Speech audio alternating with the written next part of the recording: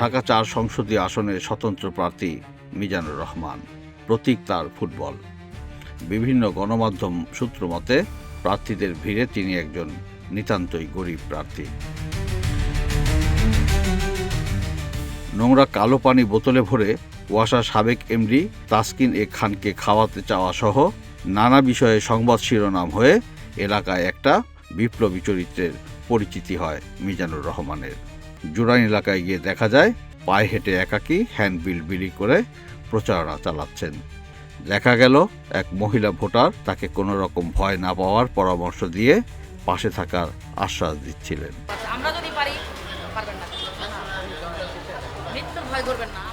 ভদ্রমহিলা বললেন, একবার অন্তত মিজানুর রহমানের পক্ষে সবার দাঁড়ানো উচিত।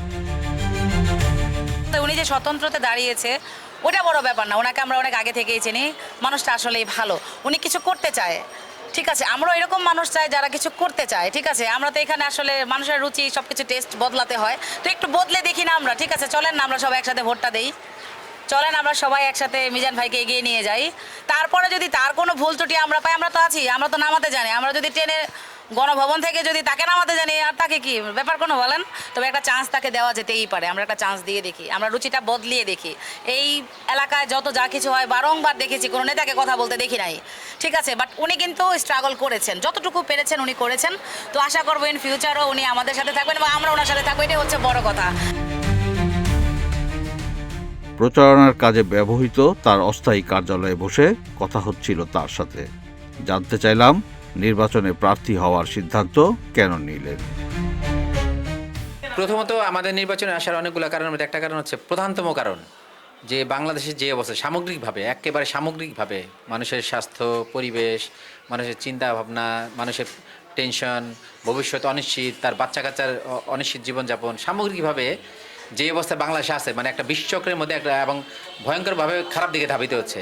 তো এই অবস্থা থেকে ফেরাতে হলে প্রথমত নেতাদের আগে ভালো হতে হবে, আক্ষরিক অর্থে ভালো হতে হবে। মানে নেতারা যা মুখ দিয়ে বলবেন সেটা তার জীবন দিয়ে চর্চা করতে হবে। শুধু বলে অন্য মানুষের উপরে চর্চা করবে তা না, নেতা যা বলবেন তার জীবন দিয়ে আগে চর্চা করে মানুষকে দেখে, মানুষকে উদ্বুদ্ধ করবে। এটা হচ্ছে আমাদের নির্বাচনে আসার অন্যতম প্রধান কারণ।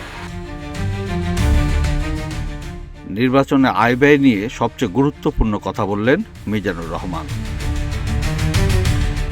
যা ব্যয় হয়েছে, নির্বাচনী ব্যয় হয়েছে এবং সেটা পরিমাণ খুব বেশি না। এই মানে বর্তমান প্রচলিত ব্যবস্থায় একেবারে নগণ্য। তবে আমরা যা ব্যয় করেছি ওইটা ওই না করলেও নয়, ওই অতটুকু ব্যয়। যেমন লিফলেট, কিছু ব্যানার, কিছু স্টিকার, আর কিছু বিভিন্ন রকম যাতায়াত যোগাযোগ, এই খরচগুলো আমরা করতে পেরেছি এবং এগুলো পুরোটাই মানুষের গণচাঁদায় আসছে।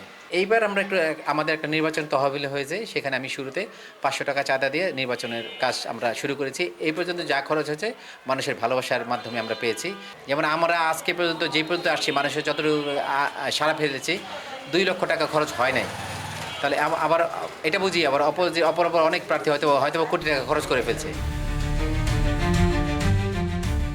জয়ের ব্যাপারে কতটুকু আশাবাদী, এই প্রশ্ন ছুটতেই মিজানুর রহমান বল ছুড়ে দিলেন ভোটারদের দিকে। বললেন ভোটারদের দায়িত্ববোধের কথা। সাধ্যেও যতটুকু তার চেষ্টা করছি বেশি। তারপর আমরা মনে করি যে এটা নির্বাচনে প্রার্থী হওয়া একটা দায়িত্ব, আর হচ্ছে ভোটারদের দায়িত্ব আছে এখানে।